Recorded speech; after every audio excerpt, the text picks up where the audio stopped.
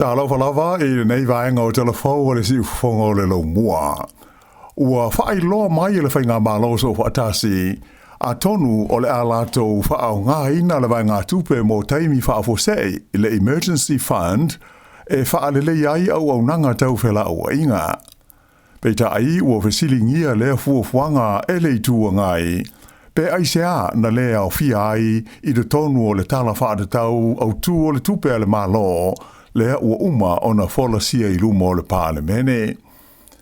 O se whaalinga mai le minstau a wala whela o inga i Chris Bishop, na i tauai, a whai o le a se le malo e whaau ngāle vai ngā tupele nei, o rona winga o le hawhi ai se wheso swani whaapitoa, i le taunga tau pāse se o pāsi mono whaafi i le taimi pisi o whe malanga inga. Ai pei ona sila fia o le so lulu taruai lea sa whai lo mai ai whalawa i tele e le pātia le Labour i a lana whainga whaavae e whaangata ai le luas furuta lai le vai aso i a pāse se o pāsi mono whaafi i Aukilani, Wellington e Makalai Estate a e se furuta lai isi vaenga umo New Zealand pe a whai e tu lai mai i la tau i le teita inga o le malo. Whaari ai e le Labour o lea whainga whaavae o le a whaaru ai se vai ngā tupe tusa e ono se furu 5 miliona tā lai le tausanga. Pe tusa lea o le tasi le pasene, mai le whaaputu ngā tupe e ta ua o le NLTF, National Land Transport Fund. Pe tai, e le o fia le minsta ia Chris Bishop i lea fuafuanga a le Labour. E ta aufi le minsta, e siri atu o na whaaru le se leni e whaatele ai la whainga o ni malanga, nai lo le mawai o se wheso swani mō tangata whe malanga ai. Ua i loi ni su e ngā le mawai ua one i ai le whaatawina na nā whaasoli tu la whono o sikaleti matapaa i te tono New Zealand i le taimi nei. Ua whaatatawina pe tusa o le tasi vai tolu o sikaleti matapaa o loo whaatawina nei i te tono New Zealand o sikaleti sa au mai whaanana i ni whainga solitu la whono i te tonu o le tuno.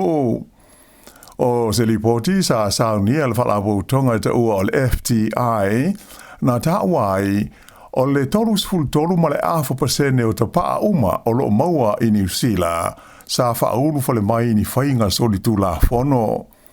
O se sitanga lea pe a fua i la whainga i luas fulu fitu tesi ma le lua pasene na iai i le tausanga ua mawai.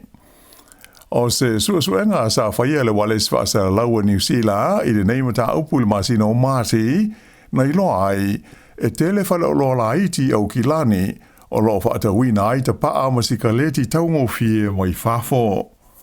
O se tasi whale o loa i au kilani i se sa e o loa whaatawina ai le se fulu tolu tā lai le pepa sikaleti e tasi. O se tau e le ititi ifo i le afo le tiute o le excise tax e pei ona maomia e le tula whono. O le au mai au ni sikaleti mani ta paa mai whaafoe au noa ma le tongina o le tiute ma le la whonga e sa i le tula whono. Mai ma whai o na mōli ai se whai o loa na te au mai ia o loa i luma o le tula whono. E le ngata i lea ai whaasa i le tula whono so o se whai o loa na te whaatawinatu ia ni sikaleti sa au mai a whaanana ini awala mani whainga pi o soli tu la whono. O le whaasalanga mō se whai o loa e whaamaonia le a fia ai, e ma whai ona whale pui ai mō le umi e ono masina, po o le salatupe e lua se furu hawhe tā la, po o mea uma fo i e lua. O le masina o me, lea sa whailo mai ai le malo le whaavaina o se whaalapo tonga whaapitoa, e au fia ai sui o le ofiso le leo, whapea le ofiso le tiute, ma le vaenga le sui fua maloloina, e whea ngai ma le whaafetaua ia o whainga maamionga nei, o lo au mai a whaana nā ai si kaleti matapaa i te tonu le tunu e au noa ma le tutongina o se tiute po o se la whonga. E manatu i la tau e to mai whaapitoa i au nanga wha le sui fua maloloina lau tele, o le tula whono o le awha malo si aio na ave sea tangata i le aini a inga mai no whanga o lo malo lo ma moe solo ai i le taulanga o le a ve ai mo soli tu la fono le ai o se ainga. O la tau o lo whaanganga iai le swing o le tu la fono e au fia le vaenga o te ngata au pito i sili o na mana o mia se feso swani e pei o tu pulanga te lavou mata maiti e na o le ta i se fulu whātau sanga le mātutua. O se lipoti tusia o whaai lo mai ai le vaenga tu tonu mo feso te inga le se fua mana loina lautele le Public Health Communication Centre. O le tula fono tu e te uteule nei, whaingoina o le Summary Offences Move On Orders Amendment Bill. O le atu lai mai ai i a seisi a la fua fau, e ulu whale atuai tangata i luma o le whaamsinonga, ai maisi a o ta maiti ma tangata li ma vai, ua le aini a inga manifale e whaamautu i ai. O lo o whaamawhaina ai le lipoti, o le totele o talavau ma ta maiti nei, e mafua ona whewai mano whono solo i awala ma polotito whole oloa, ona oni mafuanga e au fiai le motiva ma le tango lima o le ainga, o le saunga le mu o la tu si o manga wha le ainga,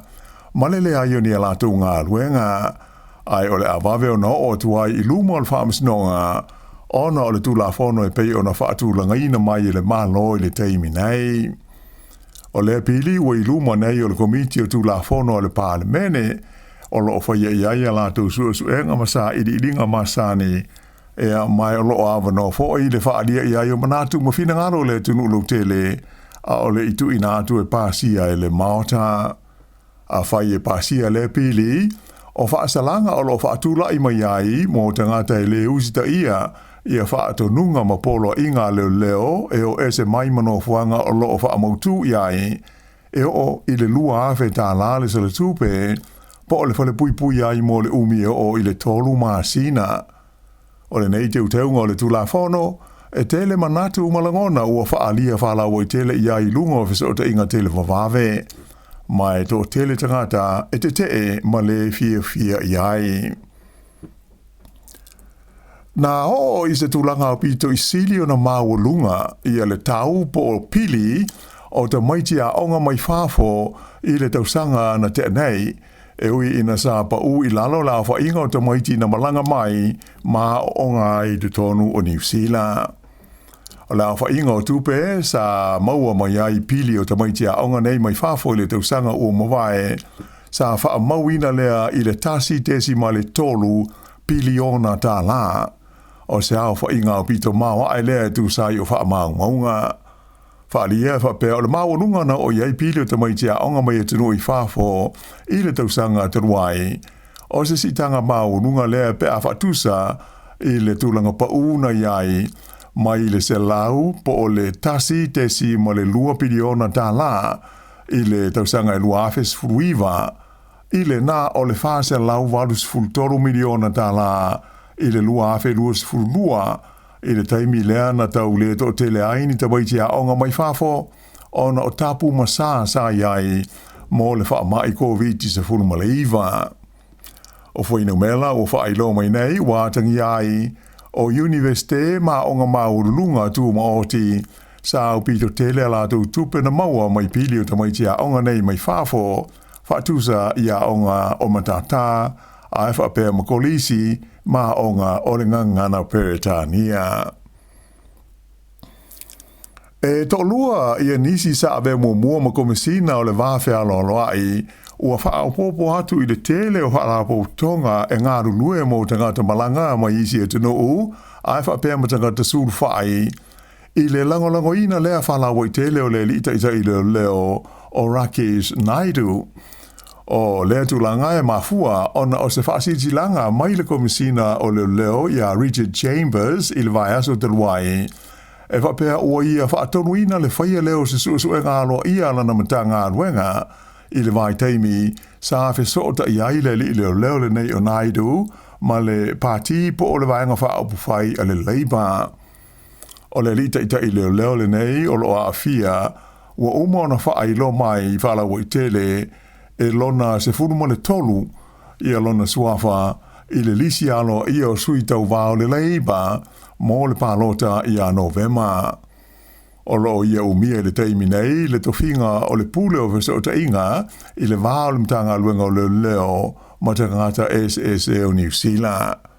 Peitai, e le o fia i aile li komisino le leo ia Chambers, ona o le tuai una whailo atu o le wha moe o naidu, e fia tauwa ai mo le pātia le leiba i le pālota ia Novema. O se tusi i whalau i tele sa whaasar la wineless for aid te ruai, na whailo mo i ai le li o Gregory Fortune, ma le tawaitai o Susan Devoy, o i la ua umaia na veo mua ma komisina o le vāwhea loa i o tangata, lo la whaanonoa ona o le tūlanga o whesilingi ai, le tau le leia o le ingo le li leo, i se tūlanga whalau i tele, a o le i uma ia le suenga. E tali tonu i la awaia o le li leo o lo o ngā tonu i aile nei mata upu, o se tangatanga waa mata ala whea ngai, mo le tofinga o lo o ngā lue ai nei. Ai mai se o lo na wha moe, e fia o fia atu i to tonu o le pāle mene. E to o luas ful tolu tangata na saini ai le tusi whala wa i tele le nei, e lango i nai le ita i le leo, e au fia ai, i a sui ma tai o whala po tonga, o lo whea ngai ma au nanga mo tangata lutele, po o community groups i le tonu o New Zealand. I le lalolangi i whafo, o lea ua whailo mai le mali lie o le United States o Amerika, whapea ma Iran, i se fufuanga mo le file mu, e au fia i le tau fia tu mau, ma le whaamuta i na loa o le taua, i ona vaenga uma e au fia i ma le panona, mai watangi ai, le anga i na tau fia loa, ma uma le taua le nei sa sae tu tonu, ua ato le tolu ma sina o whaia. O le malo o Pakistan, le sa tu malo si, ma te lelo na sao i le whaia o whesota inga, i le wā o i tū lua, mo le whaatala no ina o aia inga ma tūtu ungo se malienga, e ma whai ai o na wha uma le taua. O le urua i whaasara launga i tūsa o le nei malienga, na whaia le malo o Pakistan, ma e sa mave o na langolongo ina e Amerika whapea ai ma Iran. Ma whaailoa mai ai e whapea o le aso se furuiva o le masina le nei o iuni, o le asaini ai alo ia le malienga, i le vāo i tū lua, i le atunuu o Suise lani. O se whaasisilanga mai le lipelestene Amerika ia Donald Trump i le asongofuan nafi, na ia ta'wai le maea o na whaatulanga o se malienga i le vā ma le malo i salama o Iran. Ta'wai fo i le lipelestene o le ua toe de Tala i e whemalanga i ngā masani e wa asua uma wa oloa i le vai nuu o le Hormuz, mai ua ia whaatonu ina fo i le te Tala o le poroka a le fua manua o Amerika o tau langa uma o le malo o Iran. O le neila sanga o talo sia le tutele o tangata o le a mausali, ma maua mai ai se file mumoni mo lea vaenga o le lalolangi. Ua tauwhia le tamaita i sa avea mua ma pāle mea o New Zealand o Dame Jeannie Shipley e avea ma taita i whono fau o le whalapo tonga o le Waitangi National Trust. Whaailoa mai e le whaatonu o le whalapo tonga le nei o le liingo e a Ben Dalton sa filifilia Jeannie Shipley e tau aveina le tuwhinga ona o nga waa whaata i tai a e whaapea maona tau mai ma ta upu tau le pulenga o ngā luenga. Ai mai se o lona sila fia i le tala whaasaropito o New Zealand maona tangata. Na ia ta o foi o whiunga le tūlai mai o Jeannie Shipley i le tawhinga le nei, ma se vai taimi tā ua mo le whalapo tonga le nei le Waitangi National Trust, ai mai se o le ua tūla lata i le whaamanatuina o lona lua se lautusanga tā lua na seinia le whenga inga o le Waitangi. O Jeannie Shipley e pe ona sila fia, o le tamaita i mua lea na ia umia le tofi pāle mia o le malo New Zealand, mai le tausanga i tasi iwa fitu, e o mai le tasi iwa, mai le ngata i lea, ai te le nisi tofinga sanga nue ai le tono le malo, ai mai se o company ma whaala potpotonga tu ma osi. Ua sui tūlanga atu Dame Jeannie Shipley, ia Tania Simpson, o le urua i tamaita i lea na avea ma te whono le Waitangi National Trust Board. E pei ona tofi ai o ia ia Iulai o le tausanga taluai. Ai o mafuona pu'upu'uro na taimi, ona o aia inga wha ale tūla fono, e wha amuta ai i le na o le iwa tausanga le umi, e mawhai o na au na ai so stasi i le tonu o le komiti wha foile nei o le Waitangi National Trust Board. O Tania Simpson sa sui tūlangatu i le Rio Peter Tipenei na umia lea tu whinga. O le whaalaputonga le nei le Waitangi National Trust e la tau te tausia ma waaia ia malae ma whanua o le malo i Waitangi ai mai se o le ele lea whaingoina o le Waitangi National Estate lea na fōa i wha mea alofa i le ungali i o Lord ma Lady Bledisloe i le malo o New Zealand ma ona tangata i le tausanga e tasi iwa tolu lua. O le ito malo le Bay of Plenty, sa au pito i maununga le fua o lona tamau ainga i le amtanga o le tausanga nei, le ua whaamuta i le tūranga mua sa au mia e le tū malo Canterbury. O le fua tau i le tamau ainga, a le whale tupe o le ASB, mo i tū malo i le tolu masina le na umaya mati, na tūlai mai ai le Bay of Plenty i le tūlanga mua, e lona lua i ai Canterbury, ai tūlanga tolu Otago. O le fua le nei le ASB, sa wha tūlanga i nai tū malo SS e furuono o New Zealand, i vaenga ia awhiai ngā luenga, o le tau o whale, o mea tau e whaataua inga o loa, ngā luenga te tele o lo whaiai, atoa ma le wha amania ina o tangata whaatau, i le tau o loa mai isi au nanga. Whailo mai le whale tupe o le ASB, o le tūlanga le lei o le tamau ainga o le Bay of Plenty, sa langolango ina malosi e le whaatupula ia leo le a whai o ngā luenga, e mai se ngā luenga tau whale o lo whaiai, ma le tele o tupe whaaru o tangata i whaataunga i whale o loa, ai whape ai ma le lei o le maketi mo whale i lea vaenga o le tunu o. Ua whailo mai le tō fia o le lisa ave mua o se whaufautua mo le partia le National, ai whape ai le partia le Act, e avea ma whaatonu whau o le newspaper autu o le lau mua i Wellington le Wellington Post. O ia lea o le ingo ia Matthew Houghton e le ingo nue mua o ia o se Tala,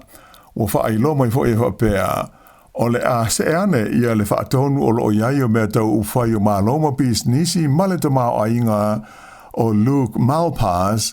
e whai ma whaatonu lango e whesoson iai i le li i whaatonu whau le nei ua whiliwhilia. O Matthew Houghton e pei ona whailo mai, sa whai ma whai lautusi o whesota inga, Press Secretary i le teimi o le whainga maloa le li palemia ia Jim Bolger,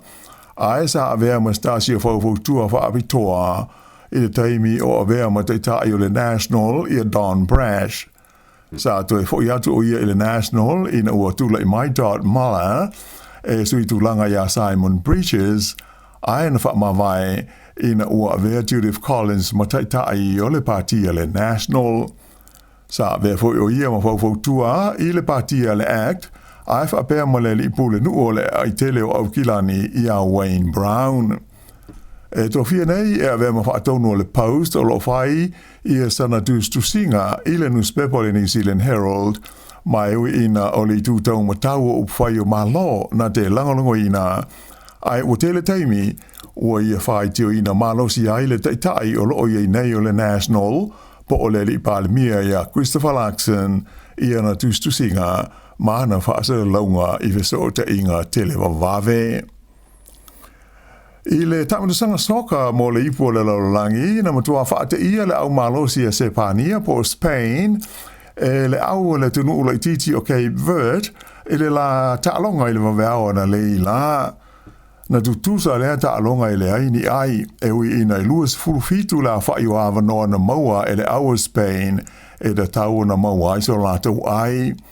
O le aule nei le Cape Verde, o le teimi mua lea, o ai la tau i le taimunisanga le nei o le ipo le laulangi i le taalonga soka. O le aua le All White New Zealand, o lipo te mai le matua sauni mata pena, au walo la tau taalonga mua, le o le aftawi ai ma le au mai Iran, Mai e mawhai o na mai moa ma sila ia I lea ta longa I le so a mata atu I le se fululua I le auli I le TV a New Zealand. Whaaiunga lea o telefau.